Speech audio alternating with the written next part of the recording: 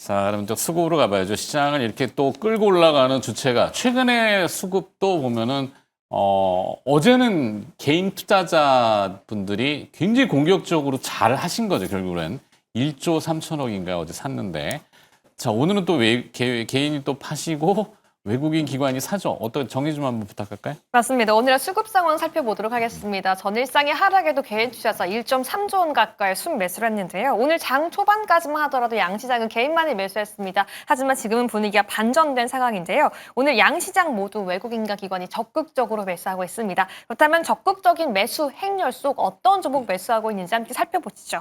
먼저 외국인 투자자의 수급 특징주입니다. 삼성전자는 매수하고 있고요. SK하이닉스는 매도하고 있는데요. 여기에 덧붙여 특징적인 종목은 기관과 함께 동시 순매수 러브콜을 보내고 있는 종목이 한국전력이라는 종목입니다.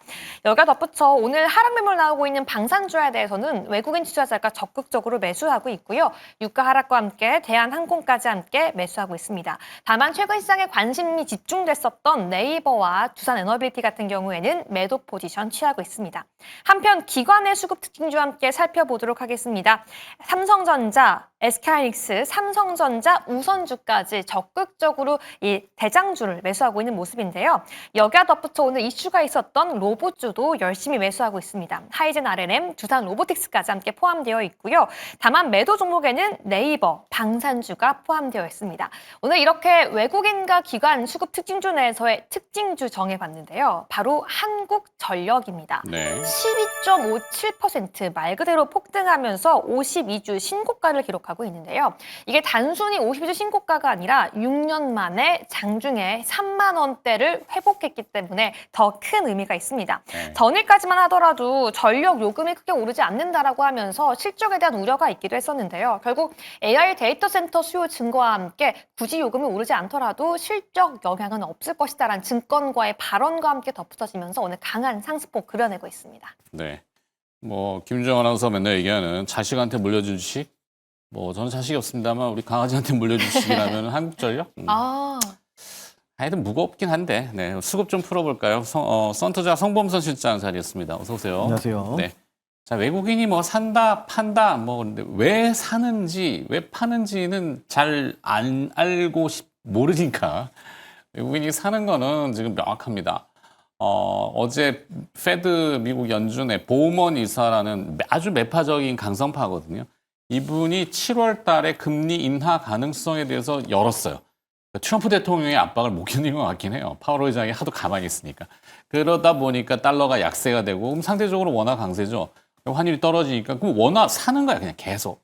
그럼 외국인이 얼마나 더 살 수 있는 여력이 있느냐. 제가 봤을 때는 룸이 많은 것 같습니다. 네, 오늘 이렇게 올라가는 거는 제가 봤을 때는 그 전력, 공급 이런 게 다 일제히 좀 올라가는 것 같아요. 그래서 오늘 한국전력의 급등이 나오는데 한국전력뿐만이 아닙니다. 사실 뭐 LS 일렉트릭, 그쵸? LS 일렉트릭도 뭐 15%막 이렇게 좀 급등이 나오거든요. 그래서 LS 일렉트릭도 그렇고 전력 공급에 대한 수요가 가장 받침이 되는 것 같아요. 네, 그래서 이런 점들이 뭐 한국전력 같은 경우는 사실 우리나라의 독점이죠. 독점이라서 그런 점들이 좀 가장 인상 깊은데 사실 이 독점이라는 게 양날의 칼입니다. 왜냐하면은 계속해서 또 동결을 하잖아요. 그래서 전기값도 이번에 계속해서 동결을 하고 지금 킬로와트 시당 5원으로 유지를 한다. 그래서 전기비를 잘 못 올려요. 사실 민간 기업이었으면은 진작에 엄청 올렸을 거예요. 왜냐하면 물가 상승이 있고 인플레이션이 있고 이런 점들에 따라서 올리는데 이제 정부에서 관리하는 기업이다 보니까 한국전력 같은 경우는 사실 뭐 한국산업은행이 굉장히 많이 갖고 있죠. 32% 갖고 있고 대한민국 정부가 18.2% 보유하고 있습니다. 자, 그래서 지금 거의 뭐 공기업이죠. 네. 확실한 공기업인데 그래서 지금 전기값을 올릴 수가 없다. 기본 요금 여러 가지 상황상 우리 민생의 안정을 위해서 그럴 수밖에 없는 시점이 되는데 중요한 거는 이게 또 정부가 관리하다 보니까 또 망하진 않아요. 네. 네. 만약에 민간 기업이었으면은 서로 경쟁을 하고 서로 치열하게 싸웠을 겁니다. 그래서 막 이렇게 치고받고 싸우다가 결국은 독과점 체제가 되면서 수많은 기업들이 좀 몰락하게 되는 이런 상황이 있을 텐데 이거는 완전한 또 독점 체제로 우리 한국의 전력 공급을 하다 보니까 또 망하지는 않는다. 그래서 야금야금 전기값을 동결을 많이 해도 어떻게든 수익을 창출하면은 꾸준하게 유지가 되고 최근에 이 한국전력의 흐름을 보니까 지금 2023년까지는 영업이익이 적자였어요. 그래서 영업이익 적자, 순이익 적자였는데 이게 2024년 작년부터 1년간 이 실적을 보면은 영업이익과 순이익이 흑자로 전환됐습니다. 자, 그리고 매출 같은 경우도 굉장히 많이 뛰었어요. 2023년에는 88조 원이었는데 2024년에는 93조 원입니다. 그래가지고 이런 점들 실적이 개선됐다는 점이 외국인과 기관이 상당히 좀 긍정적으로 판단을 하는 부분이고요. 또 여기에 더불어서 지금 미국 상황도 괜찮아지고 있잖아요. 네. 그리고 뭐 전쟁 같은 경우도 이제 끝나가는, 뭐 끝났다고 했죠. 트럼프는.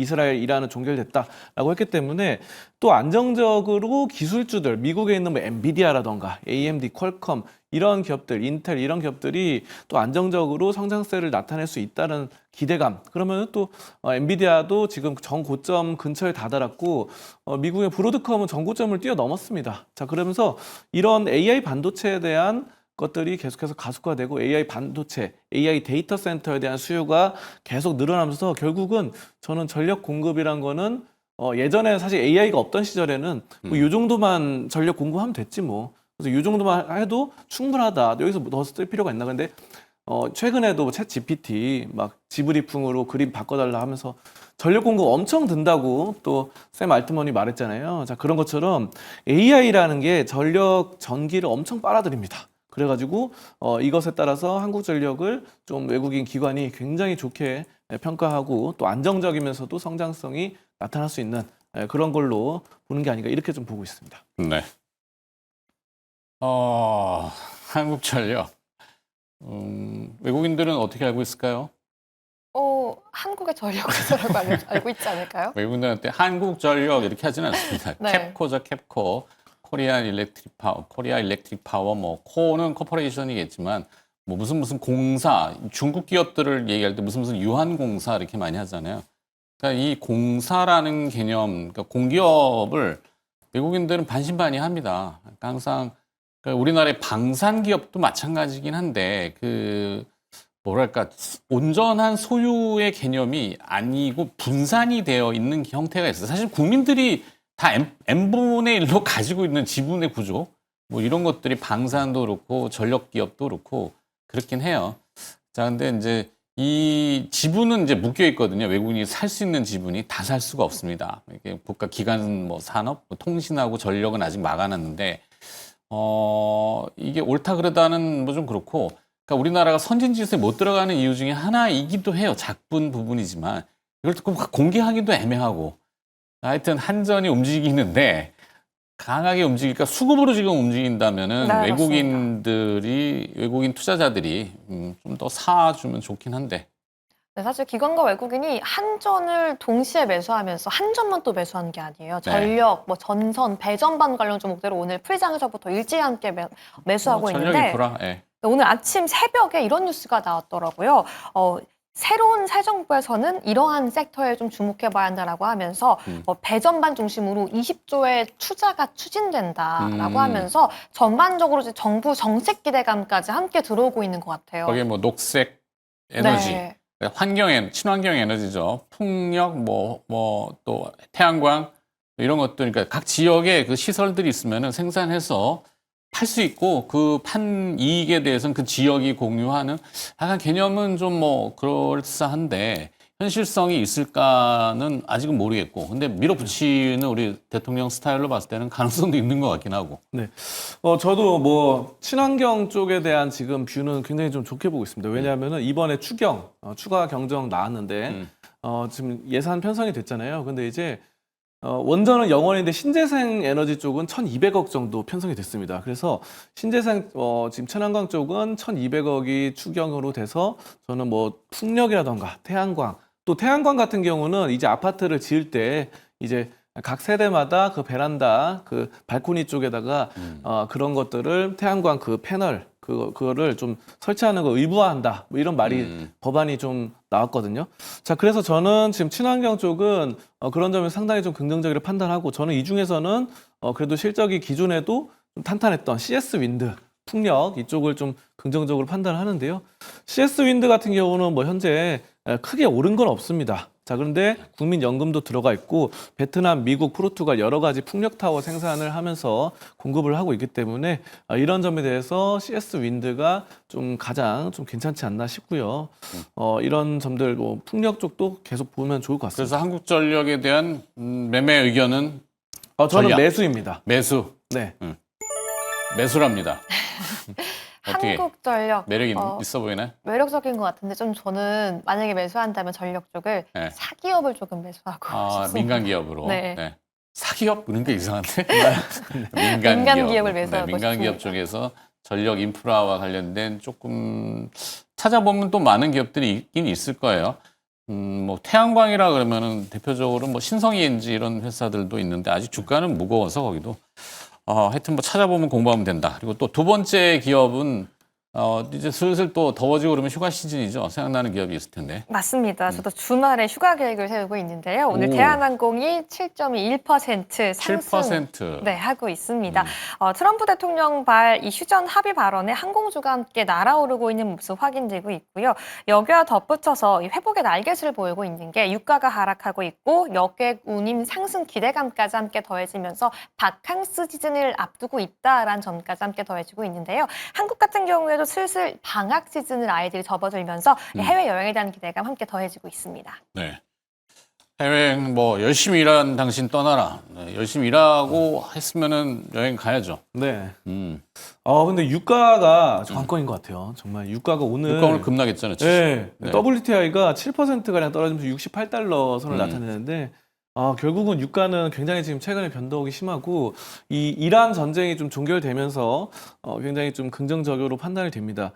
자, 그래서 지금 사실 뭐 비행기는 대부분 다 지금 전부 그 휘발유, 기름으로 가야 되죠. 그래서 사실 뭐 전기 비행기 이런 얘기도 나왔었는데 이게 안 된다고 하네요, 현재로서는. 왜냐하면은 전기차처럼 되기 힘든 게 우리가 전기차는 주행 거리가 그 휘발유차보다 길지가 않잖아요. 네. 그래서 뭐 사실 최근에 나온 전기차도 비싼 거는 서울에서 부산까지 한 번에 간다고 해요, 요즘은. 400km. 근데 엄청 비싼 거는 가는데 예전 한 구형 뭐 2년, 3년 전에 나온 전기차만 하더라도 서울에서 부산까지 한 번 가는데 막 2번, 3번 충전해야 된다 이런 말이 있었습니다. 중소형 전기차는. 그래서 지금 근데 문제는 비행기는 한국에서 뭐 미국까지 날아갈 때 막 수만 킬로미터 이렇게 날아가야 되는데 그거를 또 충전을 할 수가 없잖아요, 가다가. 그래서 물론 중간중간에 뭐 연안을 거쳐서 가면 충전할 수 있겠지만 그래서 그런 점들이 중요한 시점이고 그래서 이 석유로 간다. 그래서 지금 유가가 떨어지면은 아무래도 대한항공은 그런 점에서 굉장히 좀 긍정적으로 좀 판단을 할 수 있겠는데요. 다만 저는 이렇게 봅니다. 지금 대한항공이 갖고 있는 뭐 항공사의 리스크라는 게 있어요. 뭐냐면은 저는 어떤 점이냐면은 항공주가 막 특별한 이슈가 없으면 잘 안 오르더라고요. 네. 이상하게. 그래서 여러 가지 뭐 대한항공이 뭐 인수합병도 하고 좋은데 지금 전 세계적으로 지금 뭐 여행도 다니고 하겠지만 항공주라는 특징상 그 약간 무거운 게 있어요. 그래서 여객 수요라던가 이런 것들이 그렇게 수익이 많이 남는 건 아니다. 그래서 제가 봤을 때는 그 여객 수요보다는 화물 수요가 많이 돈이 된다고 하네요. 네네. 그래서 택배를 뭐 지금 미국으로 붙인다거나 뭐 중국으로 붙인다 이런 것들이 해야 되는데 그런 지금 여객 수요보다는 그런 것들이 좀 중요하기 때문에 저는 지금 막 엄청난 수익성 계산 단지 유가가 떨어져서 수익성이 극적으로 좋아지지는 않는다고 봐요. 그래서 왜냐하면 보통 이런 회사들은 자동차 회사도 전기차 회사도 마찬가지로 막 리튬을 막 쌓아두고 있어요. 미리 막 5년치, 10년치. 철강 회사도 포스코 같은데 철을 미리 막 쌓아두고 있죠. 그래서 철강 오르면 가격이 되는 것처럼 이득인 것처럼 이것도 미리 좀 비축해둔 부분이 있는데 그런 점들이 됐을 때 뭐 엄청난 수익성 계산은 없을 것이다. 그래서 저는 이 종목을 좀 관망으로 현재는 좀 보고 있습니다. 대한항공은 지켜보자랍니다. 네. 어떻게? 저는 짧게 소신발언을 한다면 저는 대한항공 마일리지는 열심히 모아서 마일리지로 여행을 갈 계획은 세우고 있지만 네. 운임 상승 우려도 있잖아요. 비싸서 제 돈 주고는 못 끊습니다. 중소형 항공사 위주로만 LCC만 이용을 하고 있는데 그런 점을 좀 고려해서 소비자들이 진짜 어떤 티켓을 끊는지를 좀 살펴봐야 되지 않을까. 대한항공보다 좀 상대적으로 덜 오르는 종목을 사실 보는 게 좋지 않을까 이런 생각이 듭니다. 개인적으로 뭐 이렇게 뭔 말인지 모르겠는데 네. LCC 보자고 하네 또. 네. 네. 근데 LCC도 사실은 뭐 진에어 이런 거 있잖아요. 예. 근데 진에어도 많이 타죠, 사람들이. 근데 진에어도 이제 대한항공이 또 수주하고 있더라고요. 예. 그 지분을. 그래서 그렇겠죠. 예, 여러 가지 또 요즘 인수합병 통해 가지고 또 아시아나도 그렇게 하고 그래서 그런 뭐 LCC 부분도 하고 있어서 그런 점은 있는데 항공주 자체가 또 수익이 많이 남는 사업은 아니더라고요. 그래서 예전에 제가 들은 게 있었는데 네. 그 워렌 버핏 있잖아요. 버핏이 항공주에 투자를 잘 하지 않는다라고 소신 발언을 했어요. 그래서 이게 예상만큼 예전에 초창기에 막 비행기 처음 뜰 때만큼 큰 수익이 남는 사업은 아니다라고 해서 저는 뭐 지금은 항공주가 철도주랑 좀 비슷하지 않나 그런 수익성. 그러니까 엄청난 마진이 남는 사업은 아니다 이렇게 좀 보고 있습니다. 네. 여기도 산업 들어가면 좀 답답한 게 있어가지고 뭐 나중에 다시 한번 보도록 하겠습니다. 자, 기관 외국인 수급 동향 파악했고요. 관련된 기업도 분석해봤습니다. 썬투자의 송범선 실장 수고하셨고요. 김유정 아나운서도 수고하셨습니다. 고맙습니다. 감사합니다.